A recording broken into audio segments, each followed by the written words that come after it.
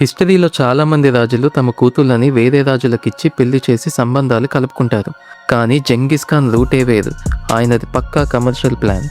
జంగిస్ ఖాన్ తన కూతుర్ని ఏదైనా మిత్రదేశపు రాజుకి ఇచ్చి పెళ్లి చేయాలంటే ఒక కండిషన్ పెట్టేవాడు. అదేంటంటే ఆ రాజు అప్పటికే ఉన్న తన భార్యలందరికీ విడాకులిచ్చేయాలి. అంటే మనోడి కూతురే ఆ రాజ్యానికి మెయిన్ క్వీన్ అవ్వాలన్నమాట. పెళ్ళవగానే అల్లుడి చేతికి ఒక తుపాకీ ఇచ్చి వెళ్ళు బాబు వెళ్ళి యుద్ధం చేయని మంగోల్ యుద్ధాల్లో ముందు వరుసలో నిలబెట్టేవాడు. జంగిస్ ఖాన్ ప్లాన్ ఏంటంటే అల్లుడు యుద్ధంలో వీరమరణం పొందేలా చూడటం. పాపం అల్లుడు యుద్ధంలో చనిపోగానే ఆ రాజ్యానికి వారసులెవరు ఉండరు కదా. అప్పుడు వితంతువులైన తన కూతుళ్లను ఆ రాజ్యాలకి పాలకులుగా కూర్చోబెట్టేవాడు. వీళ్ళు అక్కడ ఉండి మంగోల్ సామ్రాజ్యానికి రక్షణ కవచంలా ఉండేవారు. జంగిస్ ఖాన్ తన కూతుళ్లను ఇలా వేరే దేశాల్లో పాలకులను చేయడం వల్ల ఆయన యుద్ధాలకు వెళ్ళినప్పుడు వెనకాల నుంచి ఎవరూ దాడి చేయకుండా ఈ కూతుళ్లే కాపాడేవారు.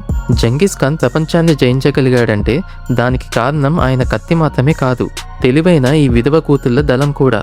అందుకే అంటారు జంగిస్ ఖాన్ని మించిన స్కెచ్ వేసేవాడే లేడని.